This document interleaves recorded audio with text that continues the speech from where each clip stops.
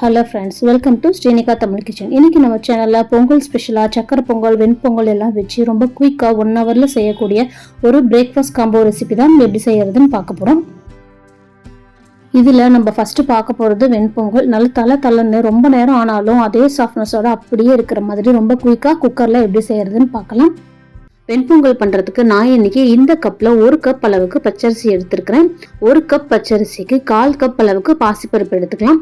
பாசிப்பருப்பு கம்மியான அளவில் சேர்த்துக்கோங்க. அப்போதான் ஆறுனதுக்கு அப்புறமும் பொங்கல் நல்லா சாஃப்டாக இருக்கும். இப்போ இதை தண்ணி ஊற்றி நல்லா களைஞ்சிட்டு மறுபடியும் தண்ணி ஊற்றிட்டு ஒரு 1/2 மணி நேரம் வரைக்கும் இதை நல்லா ஊற வச்சுக்கலாம். இந்த மாதிரி 1/2 மணி நேரம் நல்லா ஊறினதுக்கு அப்புறமா நம்ம இன்னைக்கு எடுத்துருக்கிற 1 கப் அரிசிக்கு 4 கப் அளவுக்கு தண்ணி, 1/4 கப் பருப்புக்கு 1/2 கப் அளவுக்கு தண்ணி, மொத்தமா 4.5 கப் அளவுக்கு தண்ணி வச்சுக்கலாம். தண்ணி வச்சுட்டு தேவையான அளவு உப்பு சேர்த்துட்டு நல்லா குழைவா ஒரு 4-5 விசில் வரைக்கும் விட்டு வேக வச்சு எடுத்து வச்சுக்கலாம். இப்போ பாருங்க, நான் ஒரு 4 விசில் வரைக்கும் விட்டு இறக்கி வச்சிருக்கேன். நல்லா குழைவா வெந்துருச்சு. பார்க்கறதுக்கு அரிசியா இருக்க மாதிரி தான் இருக்கும். கரண்டியில மசிச்ச உடனே இது நல்லா மசிஞ்சு வந்துடும். இந்த மாதிரி நல்லா மசிச்சதுக்கு அப்புறமா இதுக்கு தாளிப்பு ரெடி பண்ணிக்கலாம். தாளிப்புக்கு ஒரு தாளிப்பு கரண்டியில 2 டேபிள் ஸ்பூன் அளவுக்கு நெய் சேர்த்துட்டு 3 டேபிள் ஸ்பூன் அளவுக்கு ரிஃபைண்ட் ஆயில் சேர்த்துக்கலாம். எண்ணெய் சேர்க்கிறப்பதான் பொங்கல் ரொம்ப நேரத்துக்கு சாஃப்டா இருக்கும். நெய், எண்ணெய் ரெண்டுமே நல்லா சூடானதும் 1 டீஸ்பூன் அளவுக்கு மிளகு சேர்த்துட்டு ஒரு 5 முந்திரி பருப்பை 2ஆ உடைச்சு சேர்த்துக்கோங்க. முந்திரி பருப்பு நல்லா செவந்து வர வரைக்கும் லோ ஃப்ளேம்ல வச்சுட்டு நல்லா வறுத்துக்கலாம். இப்போ இதுல 1 டீஸ்பூன் அளவுக்கு சீரகம், பொடிப்பொடியாக கட் பண்ண இஞ்சி, பொடிப்பொடியாக கட் பண்ண 2 பச்சை மிளகாய் சேர்த்துட்டு ஒரு 2 கொத்தளவுக்கு ஃப்ரெஷ் கருவேப்பிலையை இதில் சேர்த்துக்கோங்க. கருவேப்பிலை நல்லா வெடிச்சது ஒரு 1/4 டீஸ்பூன் அளவுக்கு பெருங்காயத்தூள் சேர்த்துட்டு 1/4 டீஸ்பூனுக்கு கம்மியாக ஒரு பிஞ்ச் அளவுக்கு மஞ்சத்தூள் சேர்த்துட்டு நல்லா மிக்ஸ் பண்ணிக்கலாம். மஞ்சத்தூள் சேர்க்குறப்ப நமக்கு பருப்பு கொடுக்குற அந்த எல்லோ கலர் நமக்கு பொங்கலில் வரும். இப்போ இந்த தாளிப்பை அப்படியே நம்ம பொங்கலில் சேர்த்துட்டு நல்லா ஒரு டைம் மிக்ஸ் பண்ணி விட்டுறலாம். பாருங்க, நல்லா லூஸா இருக்கிற மாதிரி தான் இருக்கும். இந்த பக்குவத்துல தான் இருக்கணும். நல்லா மிக்ஸ் பண்ணி விட்டதும் மேல 1 டீஸ்பூன் அளவுக்கு நெய் சேர்த்துட்டு எல்லா பக்கமும் பரவற மாதிரி இதை நல்லா பரப்பி விட்டுருங்க. அப்பதான் பொங்கல் மேல் பக்கமா காயாம ரொம்ப நேரத்துக்கு அப்படியே இருக்கும். இப்ப நம்ம கரண்டியில எடுத்து போட்டாலும் நல்லா அல்வா மாதிரி விழுது பாருங்க. இப்போ அடுத்ததான் நம்ம பார்க்க போறது சக்கரை பொங்கல் ரெசிபி. கோயில்ல சாப்பிடக்கூடிய அதே டேஸ்ட்லயே வீட்லயே ரொம்ப குயிக்கா எப்படி செய்யறதுன்னு பார்க்கலாம். சக்கரை பொங்கல் பண்றதுக்கு இந்த கப்ல 1 கப் அளவு பச்சரிசியை நல்லா களைஞ்சு கிளீன் பண்ணிட்டு 1 மணி நேரம் முன்னாடியே இந்த மாதிரி நல்லா ஊற வச்சு எடுத்து வச்சிருக்கிறேன். பொங்கல் நல்லா குலைவா வரணும்னா அரிசி நல்லா ஊறி இருக்கணும். இப்போ அடுத்ததா ஒரு குக்கர்ல 2 டேபிள் ஸ்பூன் அளவுக்கு பாசிப்பருப்பு சேர்த்துட்டு பாசிப்பருப்பு நல்லா செவந்து வர வரைக்கும் இதை நல்லா வறுத்துக்கலாம். ஓரளவு செவந்து வர ஆரம்பிச்சது இதை நல்லா கழுவிட்டு தண்ணியெல்லாம் வடிச்சிட்டு எடுத்து வச்சுக்கலாம். இப்போ இது கூடவே நம்ம ஊற வச்சு எடுத்து வச்சிருக்கிற பச்சரிசியும் சேர்த்துடலாம்.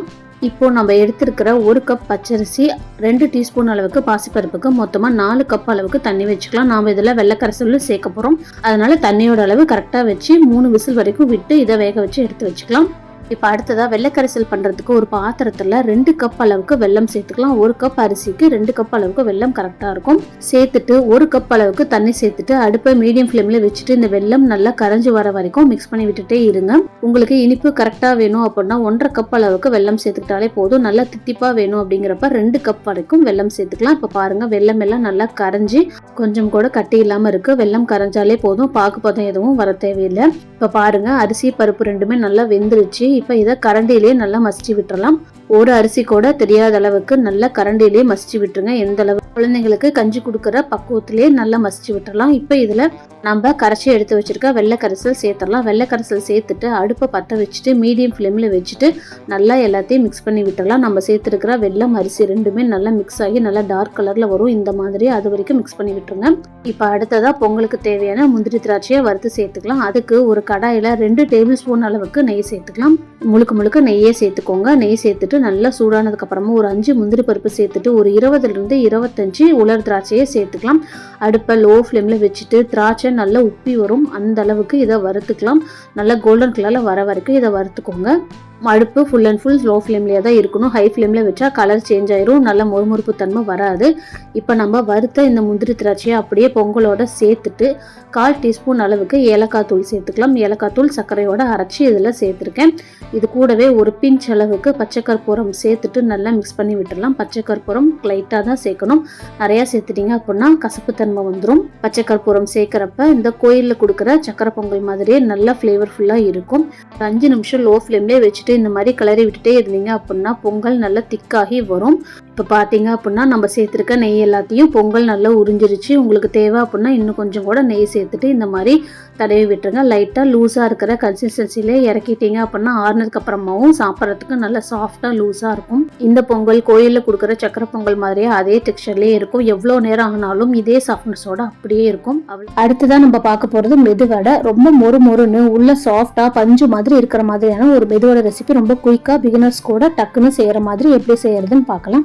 உளுந்து வடை பண்ணுறதுக்கு நான் இன்னைக்கு 1 கப் அளவுக்கு உளுத்தம்பருப்பு எடுத்திருக்கேன். இது அப்ராக்சிமேட்டாக ஒரு 100 கிராம் அளவுக்கு இருக்கும். 100 கிராம் உளுத்தம்பருப்பில் மீடியம் சைஸில் ஒரு 10 வடை வரைக்கும் நாம் செய்யலாம். இப்போ இந்த உளுத்தம்பருப்பை தண்ணி ஊற்றிட்டு நல்லா களைஞ்சி எடுத்துகிட்டு வந்துக்கலாம். ஒரு 2லிருந்து 3 தடவை களைஞ்சி எடுத்துகிட்டு வந்துட்டு தண்ணி ஊற்றிட்டு ஒரு 1 மணி நேரம் வரைக்கும் இது நல்லா ஊற வச்சுக்கலாம். உளுந்து 1 ஹவர் வரைக்கும் ஊறினாலே போதும். நமக்கு 2 மணி நேரத்துக்கு மேலே ஊற தேவையில்லை. வடைக்கு 1 மணி நேரம் வரைக்கும் ஊறினாலே கரெக்டாக இருக்கும். உளுத்தம்பருப்பு நல்லா ஊறினதுக்கு அப்புறமா இதில் அதிகமாக இருக்கிற தண்ணி எல்லாத்தையும் வடிச்சிட்டு உளுத்தம்பருப்பு லெவலில் மட்டும் தண்ணி இருக்கிற மாதிரி வச்சுட்டு கிரைண்டரில் சேர்த்துட்டு நல்லா நைஸான பக்குவத்துக்கு அரைச்சி எடுத்துகிட்டு வந்துக்கலாம். கொஞ்சம் கூட திப்பியாக இருக்கக்கூடாது, நல்லா நைஸாக இருக்கணும், நெகுன்னு. இப்போ பாருங்கள், இந்த அளவுக்கு நான் அரைச்சி எடுத்துகிட்டு வந்திருக்கிறேன். இப்போ நல்லா நைஸாக இருக்குது. நம்ம எடுத்து கமுத்தினாலும் உளுந்து கொஞ்சம் கூட கீழே விழுகாது. அந்த அளவுக்கு கெட்டியான பக்குவத்தில் நைஸாக அரைச்சி எடுத்துகிட்டு வந்திருக்கிறேன். நாம் தொட்டு பார்க்குறப்ப வெண்ணெய் மாதிரி நல்லா சாஃப்டாக இருக்கும். அதிகமாக தண்ணி சேர்த்துட்டோம் அப்படின்னா எண்ணெய் குடிச்சிடும் உளுத்த வடை.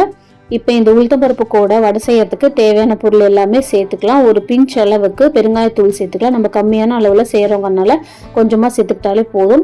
ஒரு 2 கொத்து கருவேப்பிலையை இந்த மாதிரி பொடியாக கட் பண்ணி சேர்த்துட்டு 2 பச்சை மிளகாய், ஒரு சின்ன துண்டு இஞ்சியை பொடியாக கட் பண்ணி சேர்த்துக்கலாம். சேர்த்துட்டு இது கூடவே 1/4 டீஸ்பூன் உப்பு, 1/4 டீஸ்பூன் சீரகம், 1/4 டீஸ்பூன் அளவுக்கு மிளகு சேர்த்துட்டு 2 டீஸ்பூன் அளவுக்கு அரிசி மாவு சேர்த்துக்கலாம். அரிசி மாவு சேர்க்குறப்ப உளுந்து நிறைய எண்ணெய் குடிக்காது. அதே மாதிரி அதோட மேல் பக்கம் நல்லா மொறுன்னு கிறிஸ்பியாக வரும். நான் இதில் வெங்காயம் சேர்க்கல. ஹோட்டலில் ரொம்ப நேரத்துக்கு வச்சிருக்கிறப்ப வெங்காயம் சேர்க்க மாட்டாங்க. நானும் இன்னைக்கு அதே மெத்தடில் வெங்காயம் சேர்க்காம தான் செஞ்சுருக்கேன். உங்களுக்கு தேவை நீங்கள் உடனே செஞ்சிருவீங்க அப்படின்னா வெங்காயம் சேர்த்துக்கலாம். இப்போ இது எல்லாத்தையும் நல்லா இந்த மாதிரி மிக்ஸ் பண்ணிக்கலாம். இந்த அளவுக்கு மிக்ஸ் பண்ணி விட்டதுக்கு அப்புறமா உங்களோட கையில் லைட்டாக இந்த மாதிரி தண்ணி நனைச்சிட்டு ஈரமாக இருக்கிற கையில் வடையை ஓரத்துலேருந்து இந்த மாதிரி எடுத்தீங்க அப்படின்னா நல்லா அழகாக உருண்டு வரும். இந்த மாதிரி நல்லா உருண்டு வரப்ப இன்னும் கொஞ்சம் இதை நல்லா உருட்டிட்டு நடுவில் உங்கள் பெருவிரல் வச்சு நீங்கள் ஹோல் போட்டிங்க அப்படின்னா ஈஸியாக ஓட்டை விழுந்துடும். இது அப்படியே எண்ணெயில் போட்டுடலாம். ரொம்ப ஈஸி தான். அப்படியே எடுத்துட்டு நடுவில் ஓட்டை போட்டுட்டு எண்ணெயில் சேர்த்துற வேண்டியதுதான். இது அப்படியே எண்ணெயில் சேர்த்துடலாம். எண்ணெய் நல்லா சூடாக இருக்கணும். கொஞ்சம் கூட சூடு குறைவாக இருக்கக்கூடாது, நல்லா சூடாக இருக்கணும். எண்ணெயில் சேர்த்ததுக்கு அப்புறமா அடுப்பை மீடியம் ஃப்ளேமுக்கு குறைச்சி வச்சுருங்க. ஒரு 15லிருந்து 30 செகண்ட் நல்லா ஒரு சைடு வெந்ததுக்கு அப்புறமா இதை இன்னொரு சைடு திருப்பி விடுங்க. இந்த மாதிரி விட்டு திருப்பி விட்டுட்டே இருந்தால் தான் எல்லா பக்கமும் ஈவனாக வெந்து வரும். உள் பக்கமும் சரியாக வேகும். அடுப்பு லோ ஃப்ளேமில் இருந்துச்சு அப்படின்னா எண்ணெய் குடிக்கிறதுக்கு நிறைய சான்ஸ் இருக்குது. அதனால் அடுப்பை நல்லா ஹை ஃப்ளேம்லேயே வச்சுக்கோங்க. ஒரு 1 நிமிஷத்துலேருந்து 1.5 நிமிஷத்துக்குள்ளேயே வடை எல்லாமே நல்லா வெந்துடும். இடையில இந்த மாதிரி திருப்பி விட்டுட்டே இருந்தீங்க அப்படின்னா தான் எல்லா பக்கமும் ஒரே மாதிரி ஒரே கலரில் வரும். இல்லை அப்படின்னா ஒரு சைடு டார்க்காகவும் இன்னொரு சைடு லைட்டாகவும் இருக்கும். இப்போ 1.5 நிமிஷம் வரைக்கும் நல்லா வெந்ததுக்கு அப்புறமா இந்த வடையை நம்ம எண்ணெயிலிருந்து எடுத்துடலாம். இப்போ பாருங்க, நல்லா டார்க் கலர்ல வந்திருக்கு. இப்போ இதை எடுத்துடலாம். இதுதான் பெர்ஃபெக்டான கன்சிஸ்டன்சி. ஹோட்டல்ல இந்த மெத்தட்ல தான் செய்வாங்க. நல்லா புசுன்னு நல்லா உருண்டையா சாஃப்டா வந்திருக்கு. இப்போ இதுல கடைசியா நம்ம பார்க்க போறது சாம்பார் ரெசிபி. இட்லி, பொங்கல், கிச்சடின்னு டிஃபன் ரெசிபிஸ்க்கு மட்டுமே ரொம்ப பொருத்தமான ஒரு சாம்பார் ரெசிபி எப்படி செய்யறதுன்னு பார்க்கலாம். சாம்பார் பண்றதுக்கு 1/2 கப் அளவுக்கு பாசிப்பருப்பை குக்கர்ல சேர்த்துட்டு நல்லா 2லிருந்து 3 தடவை களைஞ்சி எடுத்துட்டு வந்துட்டு 1/2 கப் பாசிப்பருப்புக்கு 1/2 கப் அளவுக்கு தண்ணி வச்சுக்கலாம். நாம இதுல காய்கறியும் சேர்த்து வேக வைக்க போறோம். அப்படிங்கறனால தண்ணி கொஞ்சம் கூட வச்சுக்கிட்டாதான் கரெக்டா இருக்கும். தண்ணி சேர்த்துட்டு இப்போ இதுல 1 கப் அளவுக்கு மஞ்சள் பூசணி, 1/4 கப் அளவுக்கு கேரட் குட்டியா கட் பண்ணி சேர்த்துக்கலாம். இந்த சாம்பாருக்கு புளி தேவையில்லை. அதனால தக்காளி கொஞ்சம் கூட சேர்த்துக்கிட்டா சாம்பாரோட டேஸ்ட் ரொம்பவே நல்லா இருக்கும். இது கூடவே 2 பழுத்த பெரிய சைஸ் தக்காளி சேர்த்துட்டு ஒரு 3 பச்சை மிளகாய் காரத்துக்காக சேர்த்துட்டு 10 பல் அளவுக்கு பூண்டு சேர்த்துட்டு நல்லா கலந்து விட்டுட்டு மூடி போட்டு விசில் போட்டுட்டு ஒரு 2 விசில் வரைக்கும் விட்டு இறக்கிக்கலாம். பூசணிக்காய், கேரட் ரெண்டுமே 2 விசிலே நல்லா குலைவா வெந்து வந்துடும். இப்போ பாருங்க, 2 விசில் விட்டு இறக்கியாச்சு. காய்கறி, பருப்பு எல்லாமே நல்லா வெந்துருச்சு. கரண்டிலேயே இந்த அளவுக்கு நல்லா மசிச்சு விட்டுறலாம். நல்லா கூலாட்டம் மசிச்சு விட்டுருங்க. இப்போ அடுத்ததா சாம்பாருக்கு ஒரு தாளிப்பு ரெடி பண்ணிக்கலாம். அதுக்கு ஒரு தாளிப்பு கரண்டியில 3 டீஸ்பூன் அளவுக்கு எண்ணெய் சேர்த்துட்டு 1/2 டீஸ்பூன் அளவுக்கு கடுகு, 1/2 டீஸ்பூன் அளவுக்கு சீரகம் சேர்த்துட்டு இது கூடவே 1/4 டீஸ்பூன் அளவுக்கு சோம்பு வாசனைக்காக சேர்த்துக்கலாம். 2 கொத்து கருவேப்பிலை, ஒரு 10லிருந்து 15 சின்ன வெங்காயம், தாளிப்புக்காக 2 வரமிளகாய் சேர்த்துட்டு அடுப்பை மீடியம் ஃப்ளேமில் வச்சுட்டு நல்லா வதக்கி விடுங்க. வெங்காயம் பாதி அளவுக்கு வதங்கி வரணும். அந்த அளவுக்கு இதை வதக்கி விட்டுக்கலாம். இந்த சின்ன வெங்காயம் வதக்கி சேர்க்கறது தான் இந்த சாம்பாருக்கு டேஸ்ட்டே. அதனால இந்த ஸ்டெப்பை ஸ்கிப் பண்ணாமல் செஞ்சுருங்க.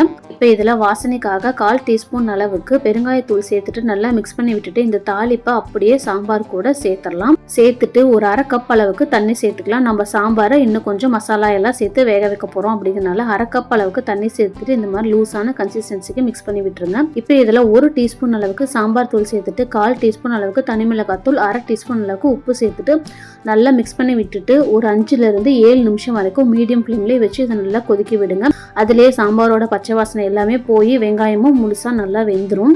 இப்போ சாம்பார் ஒரு பாதி அளவுக்கு நல்லா கொச்சதுக்கு அப்புறமா ஒரு சின்ன பீஸ் அளவுக்கு வெல்லம் சேர்த்துக்கலாம். வெல்லம் சேர்க்கிறப்ப நமக்கு அந்த புளிப்பு, உப்பு, காரம் எல்லாமே நல்லா பேலன்ஸ் ஆகி டேஸ்ட்டும் நல்லா சூப்பராக இருக்கும். இந்த சாம்பார் இப்படி செய்யறதுனால நல்லா ஃப்ளேவர்ஃபுல்லாக இருக்கும். இப்போ பாருங்க ஒரு 7 நிமிஷம் வரைக்கும் நல்லா கொதிச்சிருச்சு. இப்போ இதெல்லாம் கடைசியாக கொத்தமல்லி தலையை தூவி இறக்கிடலாம். இந்த பொங்கல் ஸ்பெஷல் மெனு டக்குன்னு 1 ஹவர்க்குள்ளேயே செஞ்சு முடிச்சிடலாம். ரொம்ப குயிக்காக செஞ்சிடலாம். இந்த ரெசிபிஸ் எல்லாத்தையுமே உங்கள் வீட்லேயும் ட்ரை பண்ணி பார்த்துட்டு எப்படி வந்துச்சுன்னு எனக்கு கமெண்ட்ஸில் சொல்லுங்கள். நம்ம சேனல் உங்களுக்கு பிடிச்சிருந்தா லைக் பண்ணுங்கள், ஷேர் பண்ணுங்கள், மறக்காமல் சப்ஸ்கிரைப் பண்ணி ஹைப் பண்ணுங்கள். தேங்க்யூ.